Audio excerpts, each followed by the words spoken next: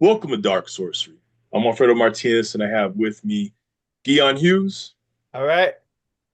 Thanks for having me. and Shemosh. Typhon. Welcome.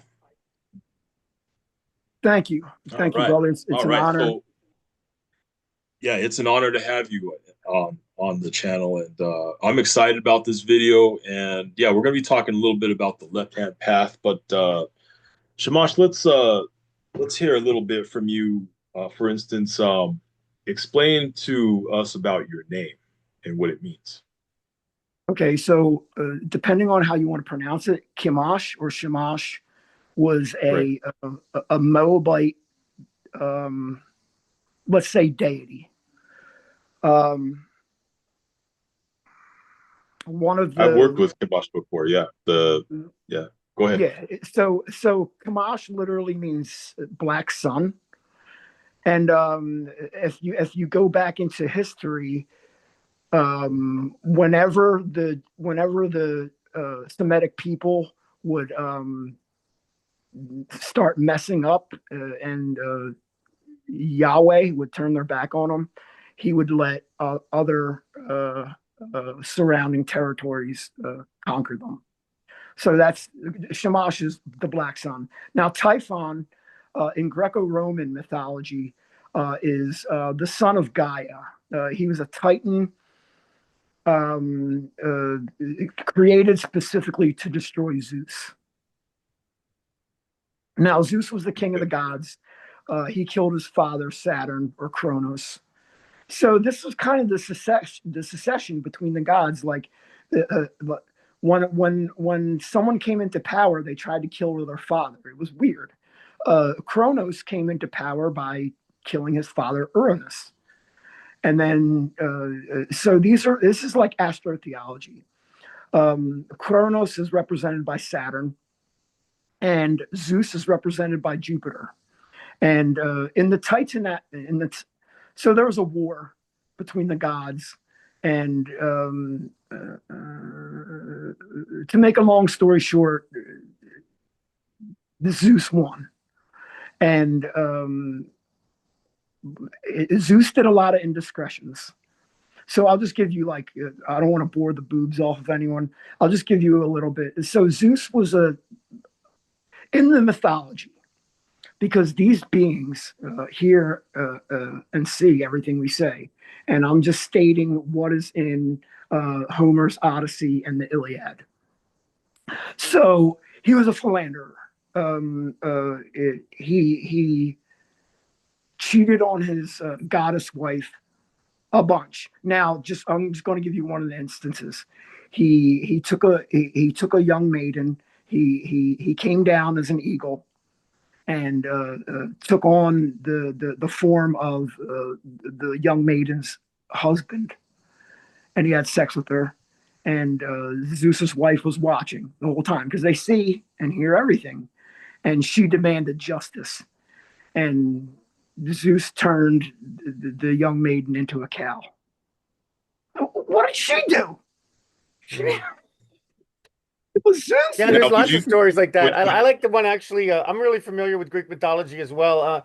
There's also the one Arachne. Like where one of his mortals that he had an affair with Zeus got turned into a spider because she was a weaver, and then Yeah. and then that's where the arachnid comes from. He called her Arachne, and then she got turned into a hideous spider by his wife and stuff like that. So yeah, that's a continuing theme, and I'm aware of the Titan War and all that. I've studied Greek mythology quite a bit. It does tie in somewhat to Judeo-Christian stuff, but I mean mostly I think see them as separate. Wouldn't you see them as separate mostly? The Greek and yeah, the Judeo-Christian type of stuff like Judaism? yeah. So Now, I'm not sure if you guys are familiar with the primal craft tradition. It's good stuff. The author of it, he's a Hecate devotee, but in his pantheon, and he's got a lot of rituals that I worked through that got me through some really bad programming. So there's one ritual in there. I mean, you have the Phoenix Rite, which is I'm not even going to talk about that. It's something that will empower you a lot.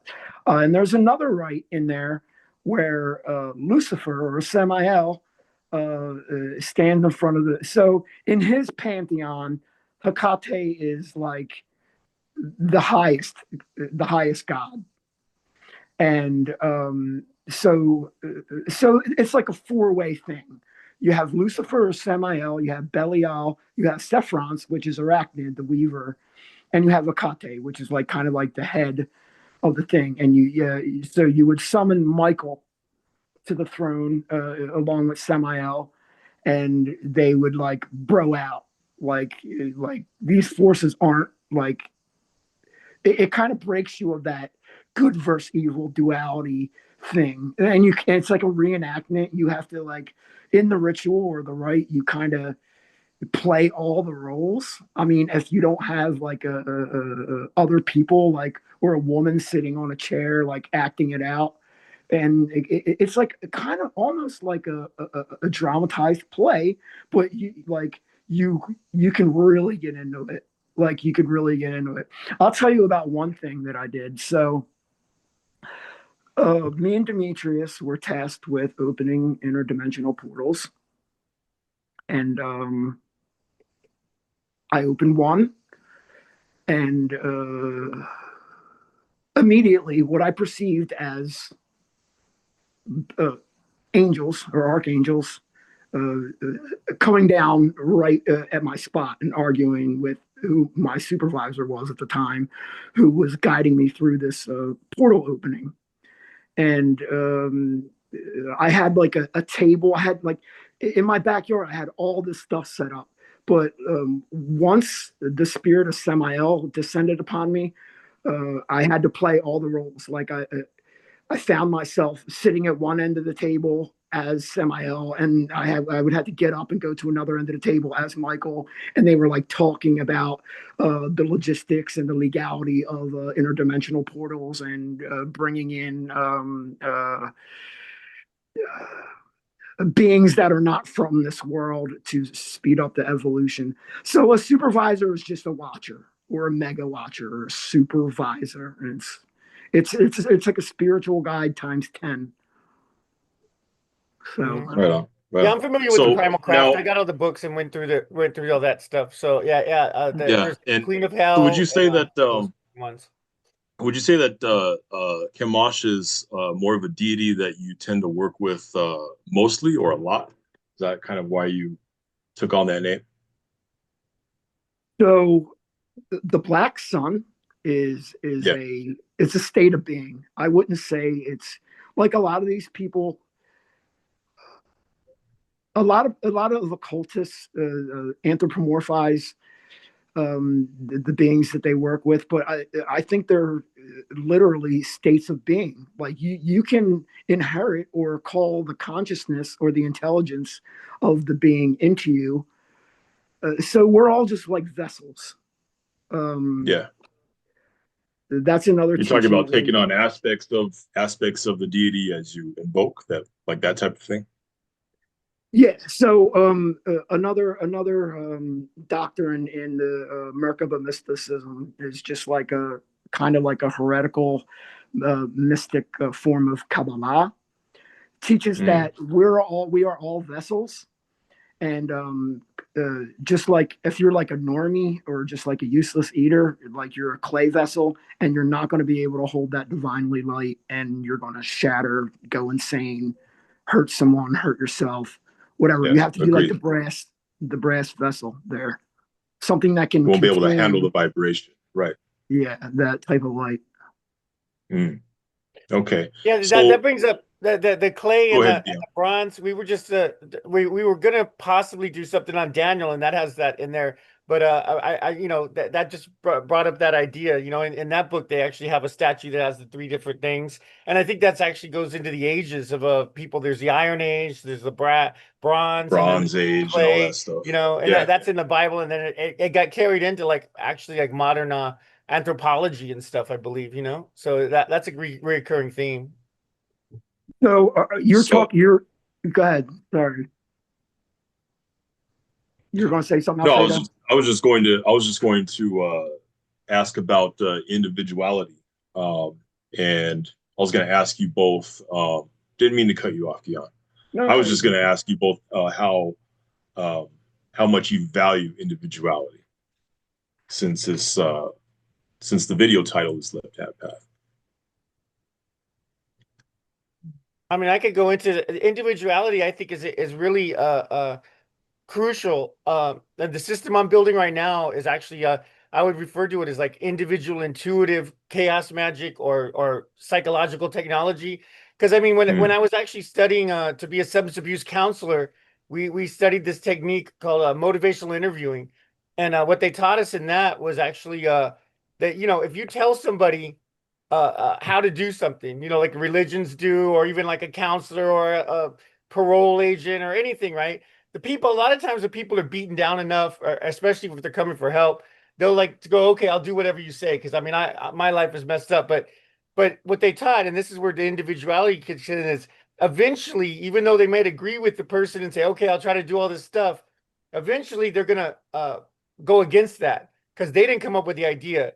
And even subconsciously, they're going to be like, this isn't part of my, my processing, which I look as in my view of chaos magic is everything is chaos, everything is meaningless until we process it into in our individual understanding or our individual output. So even though like the whole idea of religion, everybody else has processed it a certain way. It's really meaningless to us. They could tell us this is what you do, this is what you have to do, this is the God. You're going to get punished if you don't do this. You're going to get rewarded if you do this. Eventually, people are not going to believe it because they need that individual, intuitive processing themselves of these things. That's how it's crucial to me.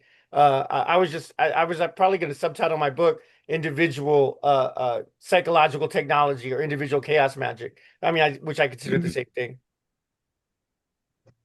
Yeah, I mean, I think that individuality is very important. I mean, yeah, it's cool to whatever, go with the flow, go with the establishment, but kind of like when you rebel and you kind of put your own spin on things, Hmm. it not only gets your creative juices going, but it's also kind of changes your vibration to, I don't know, for me it's easier to ascend that way. What do Hmm. you think, Shamash? well, we're all individuals in a sense. For me, uh, uh, I am you, and you are actually me because we share consciousness. So it's a matter of perspective whether you like. You can identify with I'm Alfredo. I'm the host of Dark Sorcery. I'm Guion. I'm Shemosh. But we all share consciousness. We're all connected on such a deep level that we just have different meat suits. But again, we share consciousness.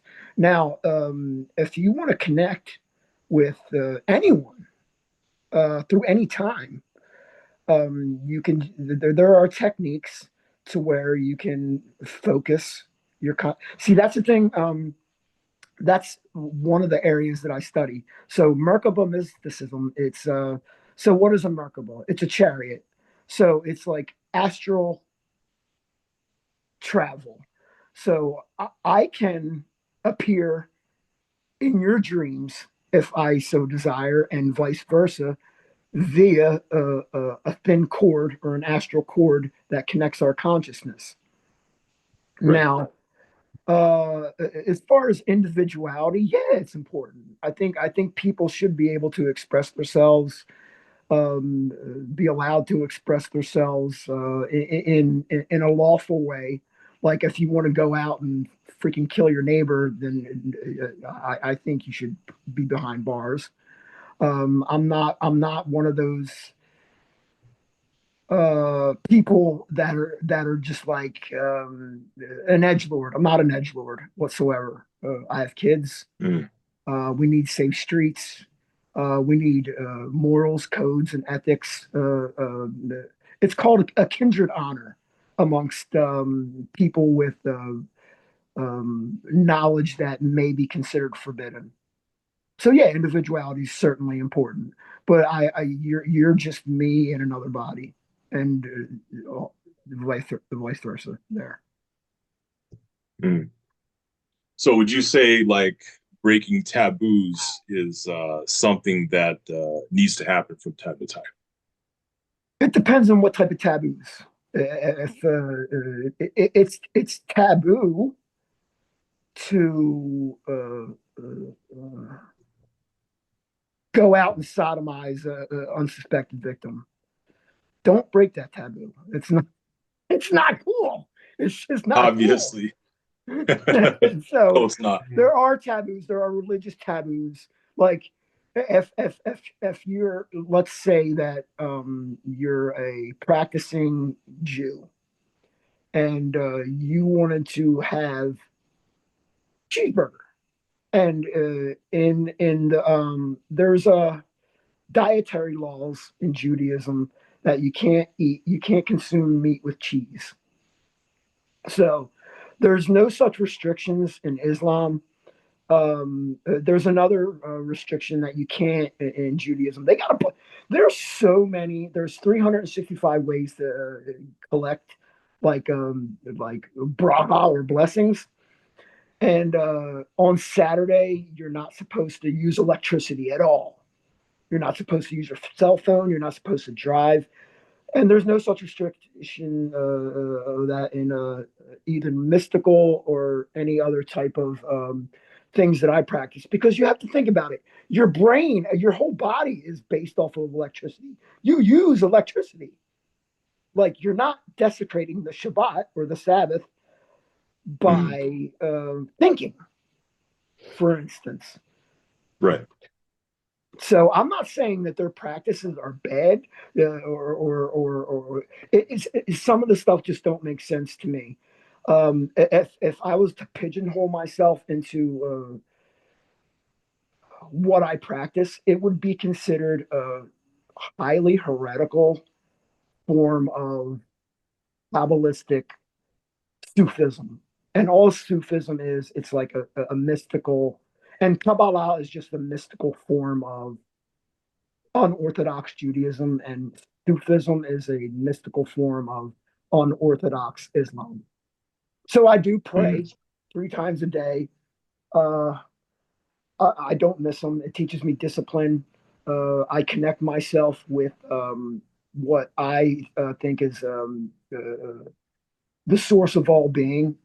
In Aramaic, so that's the thing.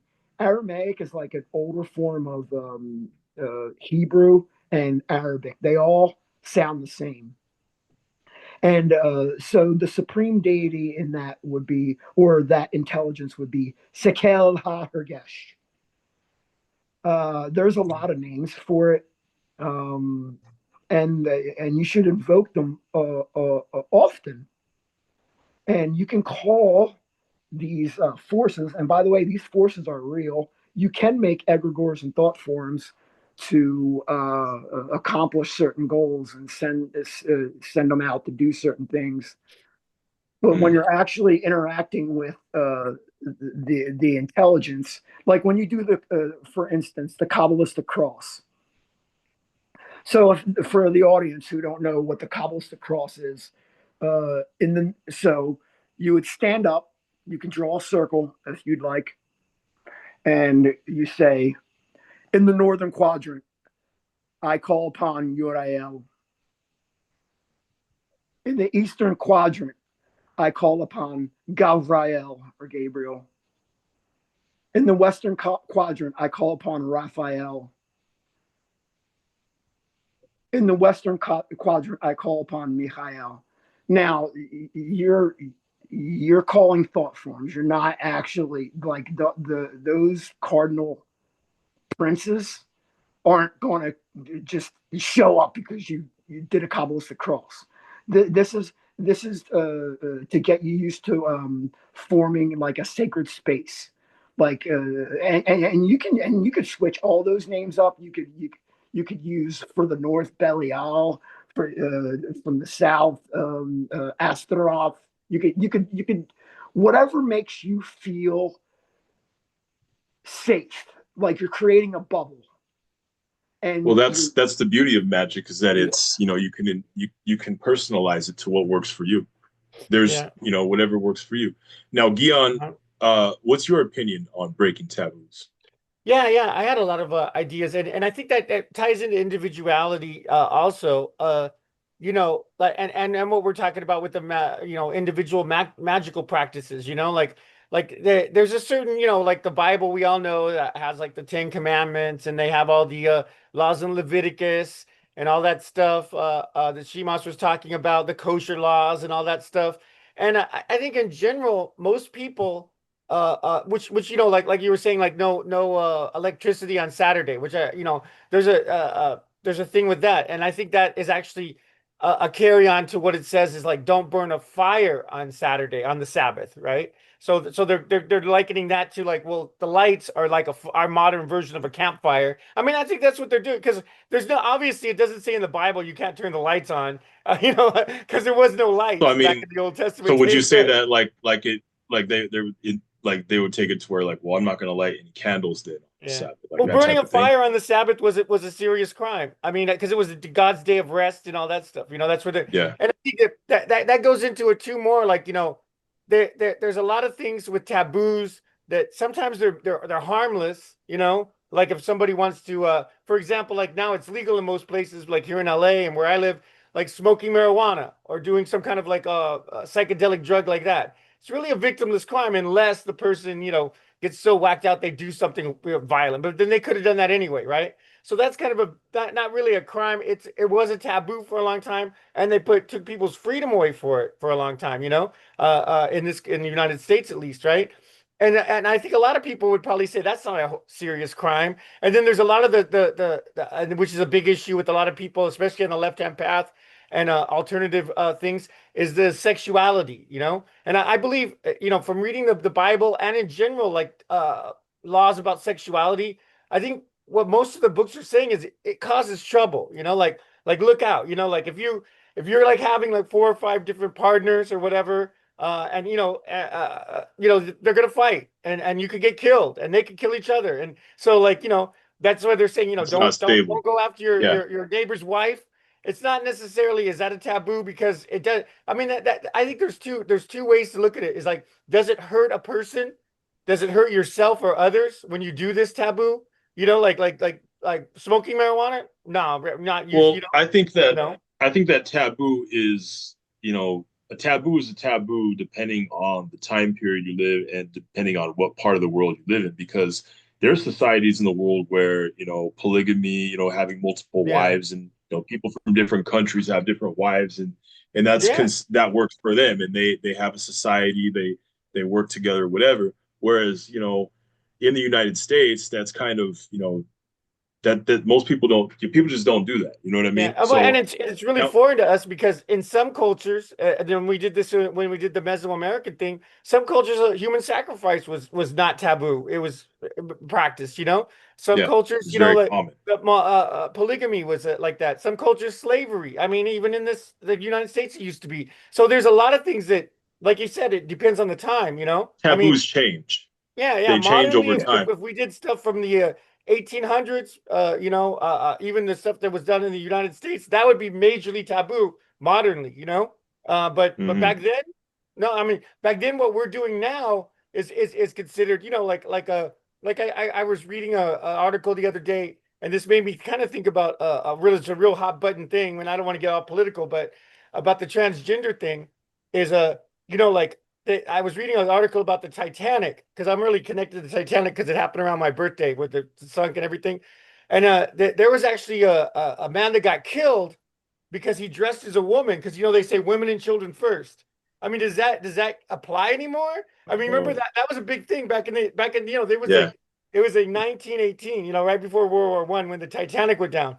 They would always say women and children first, because they would say, they need more help, whatever, right? Whatever reason, it was taboo to like dress as a woman, not even sexual. He was just dressing as a woman so he could get off the boat quicker, right? And in the yeah. article they said the guy literally shot him and threw him over the lifeboat. The guy who was in charge of the lifeboat. Back then, people had more of a religious Judeo-Christian mindset in the West. It's changing now. But Yeah. now, Shamash, what's your opinion on the fact that taboos are taboos depending on, the time period you live in, or depending on what part of the world they differ? Would you agree? Absolutely. Well, there are some things that are socially acceptable, or I'm not talking about conformity, just culturally. Except, let's talk about the Aztecs. So they had an archangel by the name of Huitzilopochtli. Now you can look that up. It's spelled crazy, Hmm. Huitzilopochtli, Right. and he was called the turquoise snake. And a code for any initiates that were involved in that is the blue hummingbird on the left. And the fetishes for that archangel was beating hearts. So they would Okay. remove the heart and offer it to the deity or the archangel Huitzilopochtli, and dispose of the body. And for I've read into it a bit, and it's super fascinating. That would be frowned upon now if you Yeah. cut out someone's heart and offered it to Yeah. anything. But I mean, but like So, Guion and I were yeah, talking about, back then in at the Aztec culture, and back in the day, it was common. Just human sacrifice was just a common everyday thing. And for you to say, well, I want to be sacrificed, it was considered an honor. So it completely different mindset than yeah. now. Yeah, and it is counterintuitive if you look at it. I mean, it does. I mean, it kind of destroys my idea of modern ethics as far as does it hurt somebody else or does it hurt yourself? And I think that's a lot of it is like if somebody does something bad to you or somebody you love, you're like, well, that doesn't feel good. And if you hear it happening to somebody else, even if you have no connection, you're like, well, that's not Yeah. right. You hear on the news somebody went and killed somebody for no reason or attacked somebody and they died. You're like, well, that could be me. That could be somebody I love. So a lot of it's like empathy, sympathy, things like that that come into play. But like you're saying, like, some of these religions, and even in some parts of the world, there's vastly difference. Even modernly, there's certain parts of the world where, it is a lot. There's a lot of taboo stuff that we wouldn't recognize in the United States, and in the United States, there's a taboo stuff that would be that. Like I was talking the other day, we were talking about how a lot of and which is on Facebook, there's a lot of memes and stuff to make fun of it, but it is kind of a real cognitive dissonance thing. Is there's a lot of liberal people that are fighting for Palestine. And I know Shemosh goes, I don't want to get onto it because I know he gets into this online or whatever, and like, and they're liberal people. A lot of them are pro-trans, pro-gay, pro-LGBTQ. I don't think that Palestinians, most of them would like that. I mean, I don't think that No, I don't think absolutely not. well, Muslims in general, I don't think like LGBTQ rights. I mean, maybe some of them do. Maybe I'm sure there is gay Muslims or whatever, but Well, it's like, as a whole, if they went over there and it was a man dressed as a woman with pink hair and all that, I don't think they would be receptive well in Palestine, even though they're over here fighting for not at all. Palestine. You know, I mean, what do It's you a think about this, polarizing. Shimas? I know you're involved in that more because you get into that more. Yeah, it's a polarizing subject. So I don't like for me, and this may seem like a crackpot. So do you know what the 88 is? What is 88, the number 88. 88? Yeah, HH as in AJ, hospital. yeah, yeah. I mean, I've heard of that. I mean, I've Okay, heard. But you mean like the prison tattoo that alludes to Heil Hitler? so listen, BB is 88. My theory is that Benjamin Netanyahu is a reincarnation of Adolf Hitler. He committed Mm. genocide then, and it's the eternal return, the same thing, and he's committing genocide now. Mm. Uh, you can test that theory and ask your guides what they think. Israel, I tell this to people, the United States of America we created Israel in the mid to late 40s. The state of Israel. We Right. we Yeah. put their prime ministers in place. We funded them. Yeah.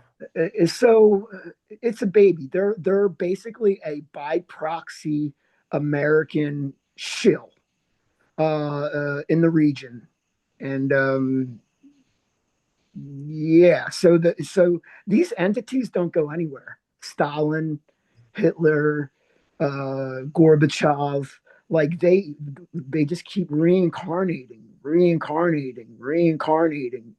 where do you think they would go? Like think these debts have to be worked off. Now, that might sound crazy to you. Ask your guides and explore it more. That's just what I'm Okay. told. Right. I mean, I Let would me just ask say, you guys So I wanted this. to say, as far as polygamy was concerned, King Solomon was he had over 1,000 wives and hundreds of concubines. Mhm. So how they did it Yeah. then, and I'm going to give you a quick rundown. How they did it then is a king or a viceroy or someone important in a certain area that had something to do with trade would marry their daughter off to the prominent king. And that's what they did. Slavery was a thing. There was what's called so it was legal for you to if the slave was of a legal age. I'm not sure what the taboo was then. I would say maybe 16 to 18 years old.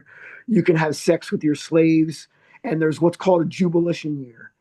Every 7 years, you give your slave, whether it be male or female, the opportunity to either leave, and you'll give them a stipend to go on their way, like to start their own life, or they can stay and because it's a jubilation year, and this is like the kosher laws that they practiced, and to a certain extent, I think there's a lot of cultural differences. Like there's one sect. I was watching this one lady's channel. So Cohen just means priest or priestess, and it was her name is Sarah Cohen, and it's a specific sect. They consider themselves priestesses. They have to shave their heads for whatever reason. Women, strictly women, and they wear wigs. And there's certain menstruating protocol, and just like there's just so much stuff, especially in Judaism. Now, I want to talk about uh, Jacob and Esau. So Esau, alayhi salam, alayhi salam. So as you know, Esau in Arabic or Aramaic is Isa or Jesus, alayhi salam. Mhm. He came out first, and Jacob was holding his heel. And through unethical means, Jacob stole his birthright from his father. And but his father did give Esau one blessing. He gave him the blessing that anytime he would kill with a sword, he would gain power, and it would be a mitzvah for Esau because he was a hunter. And anytime he would cast blood, cast dirt or the blood of whatever whoever blood that he spilled, it would be another blessing. So it was like really like, and these are so Edom means red, literally. I mean, now this is just little bits and pieces and crumbs that I'm trying to just throw out there. And me and Alfredo were talking about Edom earlier, what Edom Yeah. is, and who's the ministering angel of Edom, and who's Semiel. By the way, they say Semiel is a fallen angel, and he never fell from anywhere. He's still There's in control. there's a lot of misinformation out there on deities and stuff like that. Yeah. But yeah, guys, it's been a very good conversation here. So much more to get into concerning left hand path. What do you guys say we make this a series? You That'd guys be down to great. do this again next week? Uh-huh. Yeah. I definitely want to Okay, bring. I definitely we want to can bring bring more people on too. more Yeah. people on, just so you know what I mean. Like, I get tired of hearing my own voice. I'm like, dude, like, how many times are you going to Well, say this? I think Uh, I yeah, think a show with more variety would more variety of personalities would be good. So yeah, let's do this again next week. Let's do a Left Hand Path Part 2. We'll get more into it. And yeah, it's been a good conversation now. Shemosh, you have I understand you have a YouTube channel and some other stuff you want to go ahead and plug. Yeah, so I co-host the YouTube channel with Demetrius Triarius. Okay. He goes by the name on Facebook, Ashkenazi, and that just means Ashkenazi. So there's two types of Semitic people. Even though he's Slavic, he's from Montenegro, which is like Serbia.